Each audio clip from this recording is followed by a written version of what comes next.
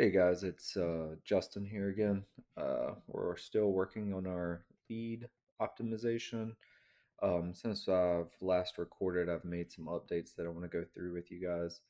Um, Status fields have updated, lead sources updated, and I've changed product of interest or product interest to project type, and added some help text. So we'll briefly walk through the steps that I took to achieve that, and then we'll step into uh, updating the lead source field and then removing campaign fields from this page layout, and then optimizing or creating a new record type. So first we're going to go back into the setup. We're going to go to our object manager, and we're going to go to our lead.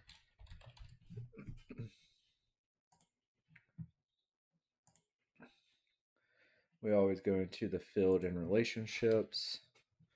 We look at lead source. We have web, phone inquiry, partner referral, and purchase list. For the leads that are not campaign specific, I'm going to retain this purchase list. You see these others I have made as deactive or deactivated values. When you delete values, it could disrupt or it will disrupt any reporting or automation that you have. In some cases, it's best to deactivate until you can get a clear line of sight on the um, other impacts that may occur. So I'm gonna keep web. I'm gonna keep phone. I'm gonna change partner referral to just referral. And you'll notice because you'll get the message that pops up when you make this API name change, or should. Usually, whenever you change API name, it impacts automations and whatnot. I think this is probably fine for for now. We'll go and look at the lead status field.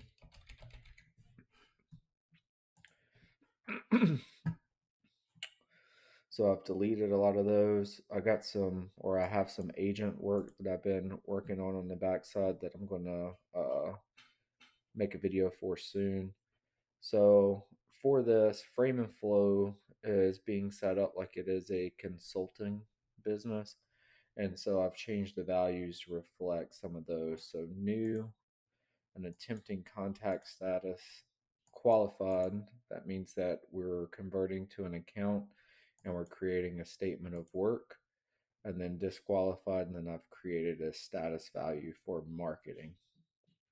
So that would be like your nurture. So whenever flag leads as marketing, that's going to put them in a nurture motion to where I can add them to a marketing style campaign, to allow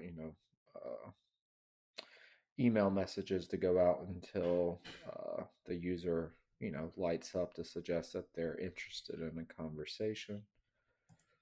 So now what we'll do is we'll create a sales path real quick.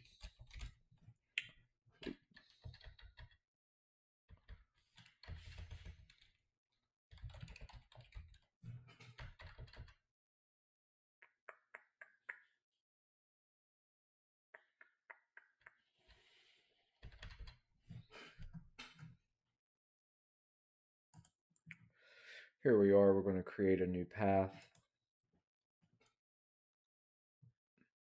We're going to call this sales, or let's call it, yeah, sales path would be fun. We're going to choose the lead object. It's going to be the master record type for now. Pick list is going to be lead status. So you see our statuses pop up here. You have options here from the lead record where you can update things. We're going to leave it be. So the guidance for success here, we're going to give some bullet points. Eventually we could define possible scenarios, right? Like whenever you get a new lead, this is what you expect to do. Confirm.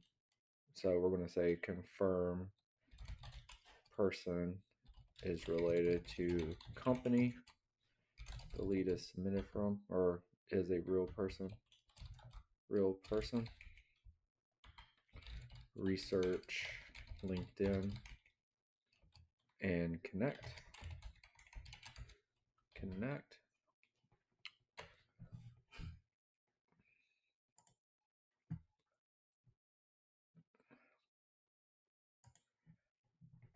And we're going to do attempting contact. I'm going to say attempt no more than 15, then let's say 8 times, or let's say avenues, right? So from a sales perspective, let's say LinkedIn connection, LinkedIn mail,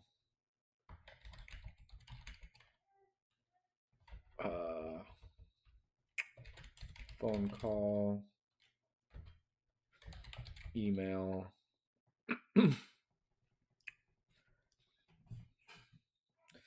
For qualified, we're going to say ensure captured, ensure that you have, or phrase this as, let's see,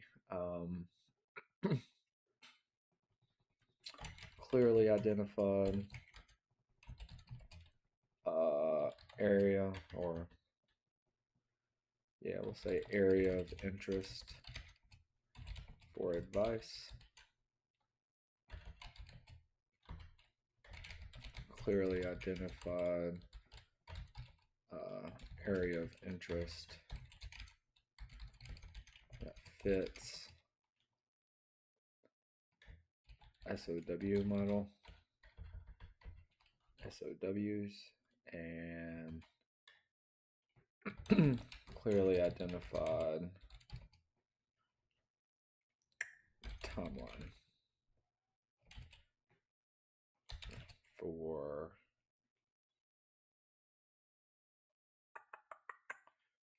involvement. Disqualified,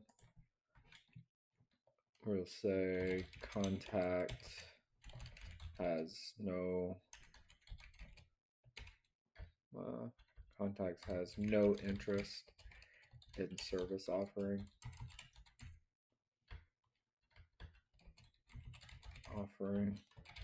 Contact has no budget for services offered. And then marketing, pass lead over to marketing engine to facilitate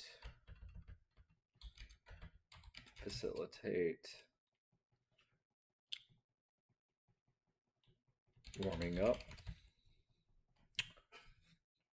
We'll say next, and we'll finish.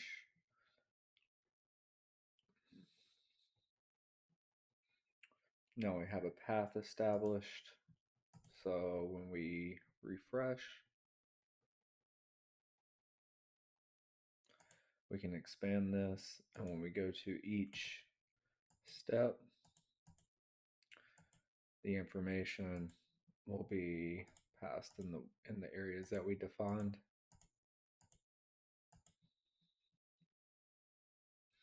And that is setting up a sales path.